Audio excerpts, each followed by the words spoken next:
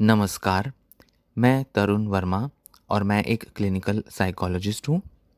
इस वीडियो से मैं एक नई सीरीज़ की शुरुआत करने जा रहा हूँ, जो कि स्किज़ोफ्रेनिया के रियल लाइफ़ स्टोरीज़ के बारे में होगी। इसमें मैं आपसे कुछ ऐसे रियल केसेस के बारे में डिस्कस करूँगा, उनकी लाइफ़ स्टोरीज़ आपको बताऊँगा कि कैसे कुछ स्किज़ोफ्रेनिया के पेशेंट्स अपने सिम्पटम्स, अपनी बीमारी से जूझते हैं, कैसे वो इलाज परस्यू करते हैं और किस तरीके से उनकी लाइफ में अलग-अलग इश्यूज़ आते हैं जिससे डील करते हुए उनके सिम्पटम्स में उतार-चढ़ाव आते हैं, पर फिर भी वे किसी न किसी तरह से अपना इलाज लेकर अपना एक अच्छा जीवन बिता लेते हैं। तो आज की जो स्टोरी है वो ऐसे ही एक पेशेंट के बारे में है। मैं किसी पर्सनल डिटेल को इस वीडियो सीरीज़ में डिस्क्लोज़ नहीं करूँगा। तो आइए आज की इस पहली स्टोरी से शुरू करते हैं। यह मेरे लिए काफ़ी चौंका देने वाली बात थी कि एक इंडिपेंडेंट साइकियाट्रिस्ट ने जब मुझसे पूछा कि मुझे मेरे डायग्नोसिस स्किज़ोफ्रेनिया के बारे में कैसा लगता है, उस वक्त मुझे ज़बरदस्ती एक मेंटल हॉस्पिटल में एडमिट करके रखा हुआ था। वो पहली बार था जब मैंने अपना डायग्नोसिस के बारे में सुना। बाकी जितनी भी बातचीत हुई, कन्वर्सेशन हुई हमारे बीच, सारा टाइम ये डायग्नोसिस स्किज़ोफ्रेनिया बस मेरे दिमाग में घूम रहा था। मैंने स्किज़ोफ्रेनिया को कुछ ऐसे एसोसिएट किया कि जैसे मैं कोई अछूत हूँ और मैं बहुत ही आक्रामक, बहुत ही वायलेंट हूँ, जैसा कि अक्सर समझा जाता है। मुझे ऐसा लग रहा था जैसे कि मुझे बताया जा रहा है कि मैं बहुत इन्फीरियर हूँ और मैं अब इस सोसाइटी में रहने लायक नहीं हूँ, मैं इस सोसाइटी का अब हिस्सा नहीं हूँ। मेरी बीमारी की वजह से मेरे हस्बैंड जो थे वो मुझसे डिवोर्स चाहते थे। मैं अपने बच्चे से भी नहीं मिल पा रही थी। मैंने यूनिवर्सिटी में अपनी जॉब भी छोड़ दी थी और साथ ही साथ दवाइयों के जो साइड इफ़ेक्ट्स थे उनकी वजह से मैं डिप्रेशन में चली गई थी। मैं बहुत ही अकेलापन और बहुत ही यूज़लेस, वर्थलेस सा फ़ील करती थी। शुरू में तो मुझे बहुत मुश्किल होती थी कि मैं अपनी इलनेस के बारे में किसी से बात कर पाऊँ। मैंने अपने बारे में लिखना शुरू किया, अपने अनुभवों को दूसरों को बताना शुरू किया, पर यह मैं किसी और नाम से लिखा करती थी। मैं अपनी आइडेंटिटी डिस्क्लोज़ नहीं कर पा रही थी। जब मैं यूनिवर्सिटी में वर्क कर रही थी, मेरी कभी हिम्मत नहीं हुई कि मैं अपने कलीग्स को, बाकी लोग जो मेरे साथ काम करते थे, उनको ये बता सकूं कि मैं एक साइकोसिस की बीमारी से सफ़र कर रही हूँ। जब मैंने अपना जॉब छोड़ा, मुझे एक नए जॉब की डेस्परेटली तलाश थी। मुझे डर था कि कोई भी एम्प्लॉयर मुझे जॉब नहीं देगा अगर मैंने अपनी इलनेस के बारे में उनसे डिस्कस किया। इसी वजह से मैं अपनी जॉब एप्लीकेशंस में भी कभी अपनी बीमारी को मेंशन नहीं करती थी। 2 बार मैंने ऐसा किया, मैंने जॉब एप्लीकेशंस में मेंशन किया क्योंकि मैं मेंटल हेल्थ सेक्टर में जॉब एप्लीकेशंस भेज रही थी। एक पोजीशन के लिए तो मुझे वॉलंटरी जॉब का ऑफर भी आया, पर वो एक धोखा हो गया क्योंकि उन्होंने एडवर्टाइज किया था पेड जॉब के लिए, पर मुझे वो वॉलंटियर करने के लिए बोल रहे थे। तो ऐसे में मेरी जॉब की सक्सेस, मेरी अर्निंग बहुत मुश्किल हो जाती अगर मैं अपनी मेंटल हेल्थ को हर जगह मेंशन करती। एक मेंटल हॉस्पिटल की नर्स थी, उसने मेरी मदद करने की कोशिश की और कहा कि बेहतर होगा कि तुम ये कहो कि तुम्हें बर्नआउट हो गया था, तुम बहुत थक गई थी या तुम बहुत परेशान और स्ट्रेस्ड अप हो गई थी, क्योंकि लोग शॉक में आ जाएंगे अगर उन्हें यह पता चलेगा कि तुम्हें साइकोसिस था। इस बात ने मुझे बहुत उदास किया कि मैं साइकोसिस से सफ़र कर रही हूँ और मुझे ऐसा ही कहा जाता था कि मैं एक डिफरेंट स्टोरी बताऊं लोगों को। मुझे हमेशा सच बताकर अच्छा महसूस होता था, खासकर कि उन चीज़ों के बारे में जिन्होंने मेरी ज़िंदगी को पूरा बर्बाद कर दिया था और मुझ पर और मेरी फैमिली पर बहुत ही बुरा असर पड़ा था, बहुत ही तबाह कर देने वाला इम्पैक्ट पड़ा था हम पर। दवाओं के बहुत ज़्यादा साइड इफ़ेक्ट्स की वजह से मैंने उन दवाओं को लेना छोड़ दिया। कुछ ऐसे साइड इफ़ेक्ट्स जैसे कि मेरा डिप्रेशन बढ़ गया, मेरे अंदर एनर्जी बहुत कम थी, मेरा वेट गेन हो गया। कुछ ऐसे साइड इफ़ेक्ट्स ने मुझे मोटिवेट किया कि मैं दवाएं छोड़ दूं। उस टाइम पर एडवर्ड स्नोडेन काफ़ी चर्चा में था। न्यूज़ में उसके बारे में अक्सर बात होती थी कि कैसे नेशनल सिक्योरिटी एजेंसी वाले अमेरिकन सिटीजन्स पर निगरानी करते हैं, उनकी जासूसी करते हैं। फिर ऐसा पढ़ के कि कोई सीक्रेट सर्विस है जो कि जासूसी कर रही है, मेरे भी ये थॉट्स जो थे वापस आ गए। और साथ ही साथ जब मैं ये न्यूज़ पढ़ती थी, देखती थी, तो ऐसा लगता था कि इनके अंदर कोई स्पेशल मैसेज है मेरे लिए जो कि दिया जा रहा है, जो कि न्यूज़ एंकर और दूसरे लोग मेरे को कुछ स्पेशल मैसेज देने की कोशिश कर रहे हैं। इस वजह से मुझे दूसरी बार ज़बरदस्ती हॉस्पिटलाइज किया गया मुझे फिर से एक अकेले रूम में भेज दिया गया। वहाँ पर मैं 4 महीने तक रही इन मेंटल हॉस्पिटल में।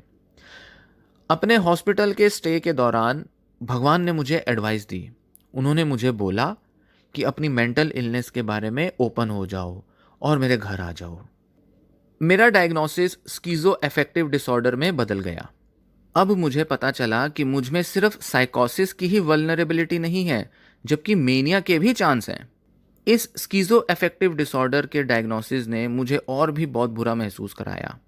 अब मैं अपने को ताकत देना चाहती थी।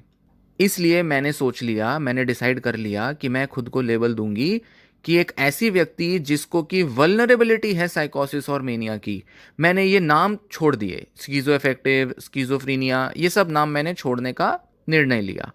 मेरे इस निर्णय लेने के पीछे, इस आइडिया के पीछे एक कारण था। रॉबर्ट स्कॉट की रिसर्च की वजह से मैंने ऐसा विचार किया, क्योंकि इनकी ये रिसर्च एक किताब में मेंशन थी, जिस किताब का नाम था अ रोड बैक फ्रॉम स्किज़ोफ्रेनिया, जो कि आर्नहिल्ड लॉवेंग ने अपनी किताब लिखी थी। उन्होंने ऐसा मेंशन किया है कि जो भी डायग्नोसिस आपको दिया जाता है, जिस भी डायग्नोसिस से आपको डॉक्टर्स ट्रीट करते हैं, उसकी एक बहुत बड़ी भूमिका होती है कि आप कैसे एक पेशेंट की तरह ट्रीट किए जाओगे, कैसे एक पेशेंट की तरह खुद को देखोगे और किस तरह से आपकी फंक्शनिंग होगी।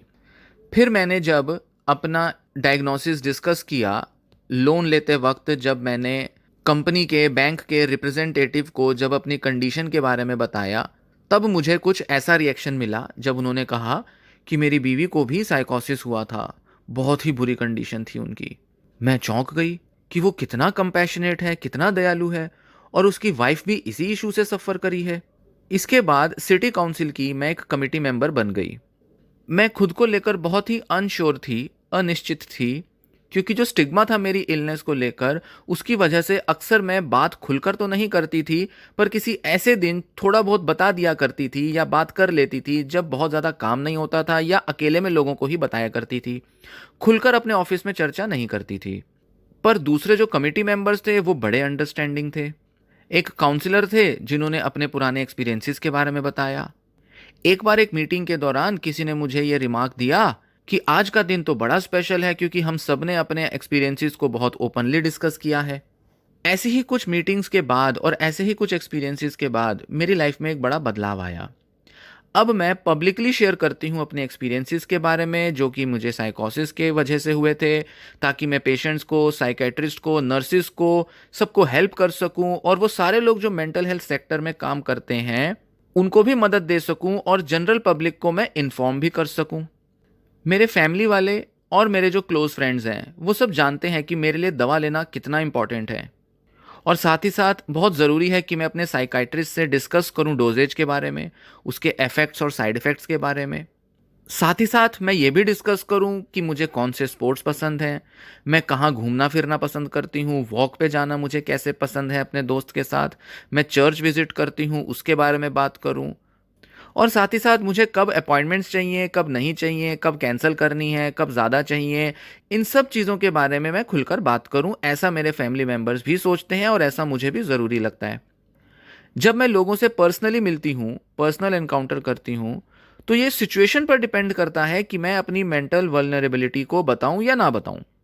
मुझे जो ठीक लगता है मैं वही करती हूँ, और मैं बहुत से लोगों के साथ काम कर रही हूँ जो कि इसी तरीके के आइडियल, इसी तरीके के लक्ष्य रखते हैं अपने जीवन में, जिससे कि वे दुनिया को शांत बनाने के लिए, दुनिया में ज़्यादा अच्छी अवेयरनेस लाने के लिए, ज़्यादा अच्छे तरीके से मेंटल हेल्थ को समझने के लिए कंट्रीब्यूट भी करते हैं।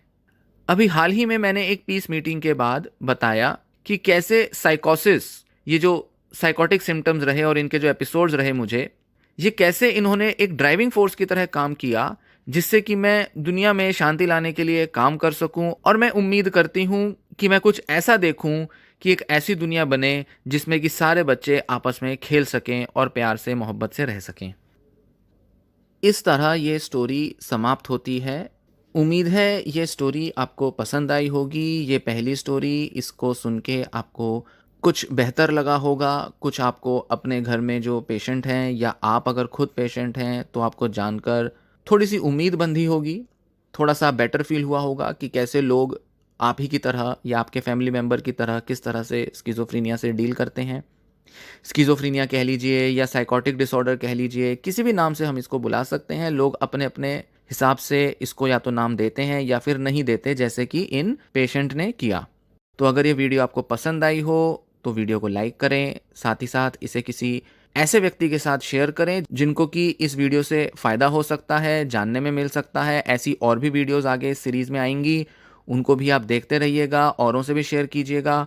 और चैनल अगर आपने अभी तक सब्सक्राइब नहीं किया है, तो वह भी सब्सक्राइब कर लें। धन्यवाद।